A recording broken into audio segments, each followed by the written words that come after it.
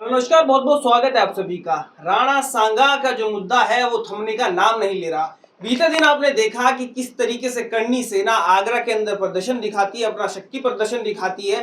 तलवार हो या फिर लाठी हो या बंदूक हो, सब लहरा देती है और कहीं ना कहीं बताती है कि उत्तर प्रदेश की जो पुलिस है वह किस तरीके से काम कर रही है। वहीं पे बंगाल से एक मुद्दा आता है, वहां पर बोला जाता है हिंदू मुस्लिम हो जाता है, वहां पर लोगों पर कार्रवाई है, एफआईआर है, लेकिन आगरा के अंदर ये सारी चीजें क्यों नहीं देखी गई, ये दोहरा चरित्र है क्या है, इसको भी समझेंगे। स्वागत है सर। पहले जी बहुत बहुत धन्यवाद। बात करेंगे आगरा के अंदर करनी सेना। अखिलेश यादव 19 तारीख को जा रहे हैं, उसके बाद करनी सेना बिल्कुल पीछे हटने को तैयार नहीं करी। माफी ही एक सॉल्यूशन है, उसके बाद हम माफ भी नहीं करेंगे, उसके बाद भी सहा नहीं जाएगा। पहले तो ये तय कर लें कि माफी से काम चलेगा कि हाथ काटने से काम चलेगा कि जीभ काटने से काम चलेगा। क्योंकि करनी सेना ने खुद को कानून मान लिया है, खुद को न्यायपालिका मान लिया है। कानून को अपना काम करने दो। रामजी लाल सुमन जी का मैं इंटरव्यू सुन रहा था और उन्होंने साफ तौर पे कहा कि अगर मेरी किसी भी बात से आप लोग इत्तेफाक नहीं रखते, असहमत हैं,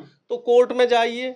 ये क्या तरीका है कि आप जीभ काट लोगे, आप हाथ काट लोगे, आप पैर काट लोगे, आप घर वालों को जान से मार दोगे? ये कोई तरीका थोड़ा ही है। अखिलेश यादव को गोली तक मार देंगे, ऐसा भी अखिलेश यादव जी के लिए तो पता नहीं कैसी कैसी बातें कर रहे हैं कि अखिलेश यादव जी ना हो गए कि कोई गली का कोई गुंडा मवाली हो गया। अरे भैया, एक वो पुराने पूर्व मुख्यमंत्री रहे हैं, इस समय मौजूदा सांसद हैं, उनके पिताजी 4 बार उत्तर प्रदेश के मुख्यमंत्री रहे और उनकी पार्टी इस समय देश की तीसरे नंबर की सबसे बड़ी पार्टी और उत्तर प्रदेश के वो सबसे बड़े नेता हैं। आप तो एक सेना पर हमलावर हैं, वो भी तो नहीं, कोई सेना वेना नहीं है। आप हमें ये बताओ, इतना बड़ा नेता पूरे देश में आज की तारीख में देखा जाए तो यादव समाज का नहीं, पिछड़े समाज का सबसे बड़ा नेता है वो।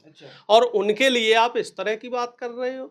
आपको थोड़ी शर्म आनी चाहिए करनी सेना वालों। आखिर सोच समझ के बात करो और किसके बिहाफ पे बात कर रहे हो। इन लोगों को जो लग रहा हो कि बीजेपी आरएसएस वाले बैकअप देंगे, बीजेपी आरएसएस वाला कोई साथ नहीं देगा। ये लोग आपको इस्तेमाल कर रहे हैं। जब मतलब निकल जाएगा तो आपको दूध में से मक्खी की तरह निकाल के बाहर कर देंगे। और अखिलेश जी ने तो साफ शब्दों में कहा है कि इनकी शक्लें मिला लीजिए, इनके आधार कार्ड देख लीजिए, इनके पते देख लीजिए, सारे के सारे आपको बीजेपी के कार्यकर्ता मिलेंगे, सारे के सारे आपको आरएसएस के दफ्तर में बैठने वाले मिलेंगे।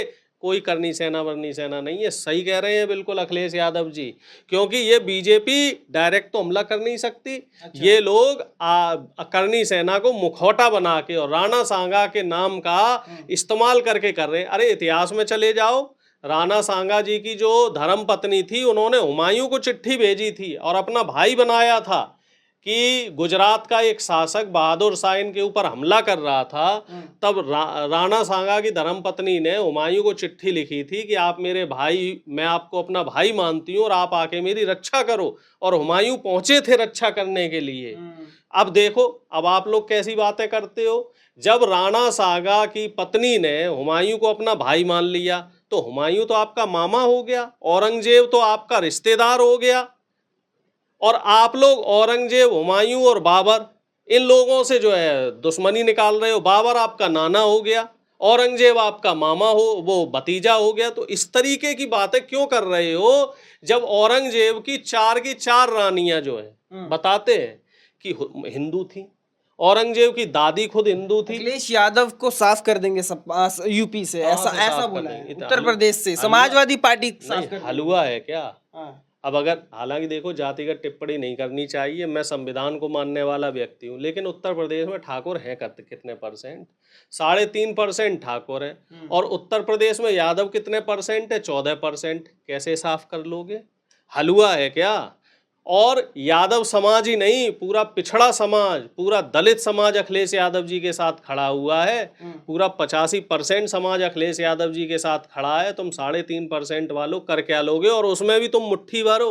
10,000 20,000 बंदूकें नहीं देखी, लाठी नहीं देखी, नंगी तलवारें नहीं देखी। हमने सब देखा है। ये तो सरकार की सहमति है। ये बताइए, गुना में घटना हो जाती है, वहां गिरफ्तारी हो जाती है। बंगाल में घटना में गिरफ्तारी हो जाती है और तमाम राज्यों में जहां सरकार चाहती है वहां गिरफ्तारी हो जाती है। लेकिन यहाँ गिरफ्तारी क्यों नहीं हो रही? तलवार लहराने पे भी लाइसेंस बनता है, उसके लिए भी लाइसेंस चाहिए होता है। तलवार भी हथियार है। पुलिस भी पीछे हट गई थी, आपने क्या देखा नहीं? इन लोगों के लाइसेंस चेक किए गए? क्या इनकी फोटो खींच के इनके खिलाफ कानूनी कार्रवाई की गई? अरे पुलिस तो पीछे यूं हट गई कि ऊपर सीएमओ से चिट्ठी आ गई कि आपको इनके खिलाफ कोई कार्रवाई नहीं करनी, क्योंकि ये तो हमारे ही कार्यकर्ता हैं। आप चालाकी को समझिए।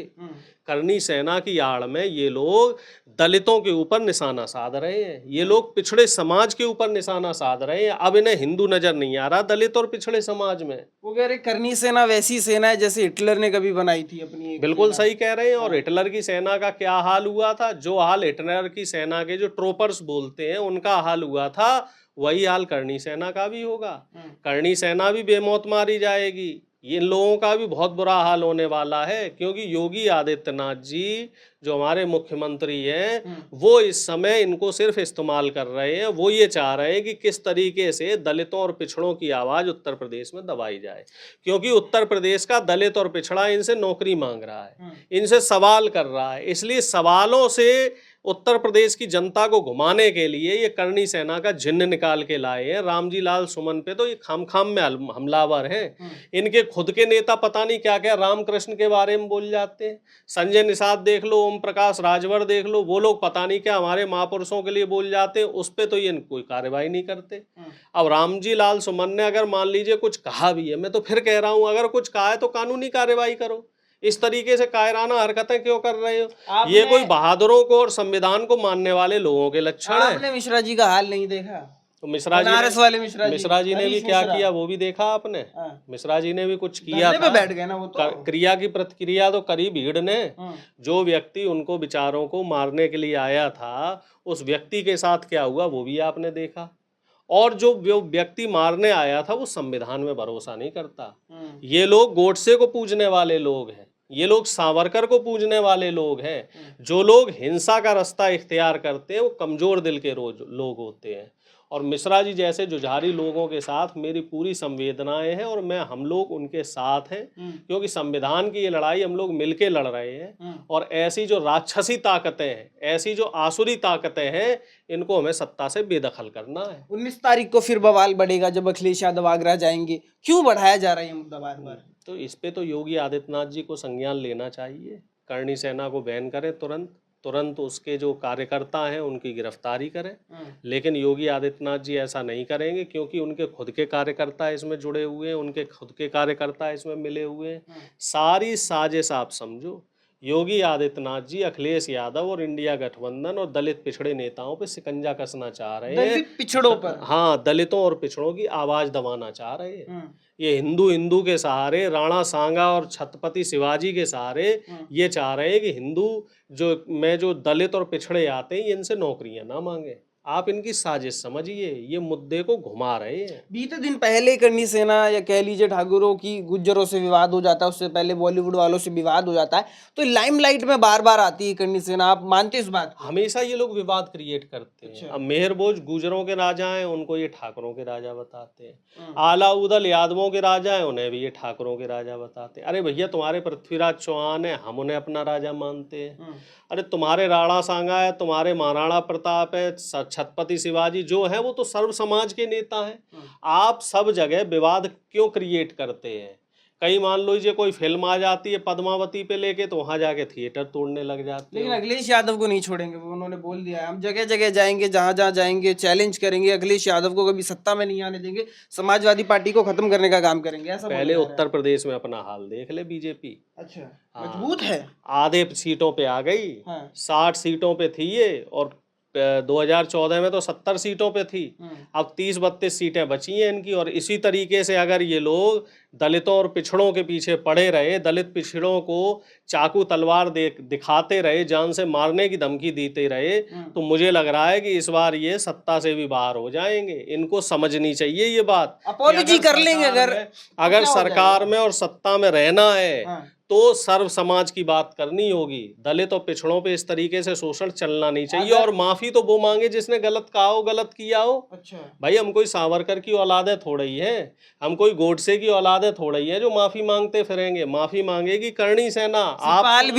शिवपाल भी उग्र है और वो दूसरे प्रोफेसर साहब भी उग्र हैं। मैं क्या कह रहा हूँ, आप लोग कान खोल के सुन लो। माफी मांगेगी करणी सेना जो गलत काम किया है, और कान पकड़ के माफी मांगेगी। जब सरकारें बदलेंगी तब इन सब चीजों का हिसाब लिया जाएगा। वो कह रहे हैं कि अखिलेश और यादव हिसाब संविधान के हिसाब से लिया जाएगा। आप ये बात भी जान लो। ऐसा नहीं है कि हम हथियार चलाएंगे, हम कानून का डंडा चलेगा फिर इनके ऊपर। कानून की किताबों में इनको जो सजा लिखी है वो सजा दी जाएगी। अखिलेश यादव का वो बयान देगा कोई सेना वीना नहीं है, ये सही तो कह रहे हैं। काहे कि बीजेपी के पाले हुए पट्टे हैं, बीजेपी के पाले हुए गुंडा हैं। अच्छा, सेना कोई इस तरह का काम करती है?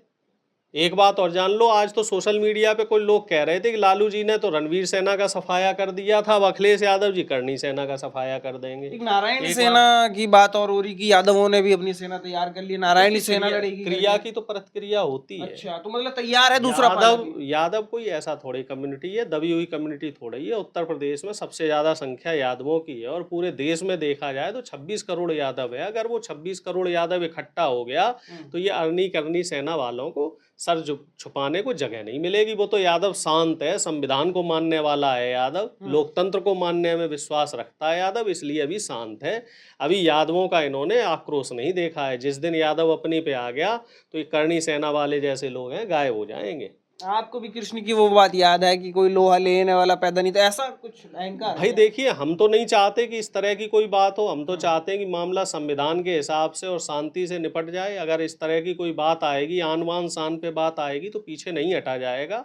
ईंट का जवाब पत्थर से दिया जाएगा। और अखिलेश यादव जी सिर्फ यादव समाज नहीं, सर्व समाज के नेता हैं, और अखिलेश यादव जी का और रामजी लाल सुमन जी का अपमान कतई बर्दाश्त नहीं किया जाएगा।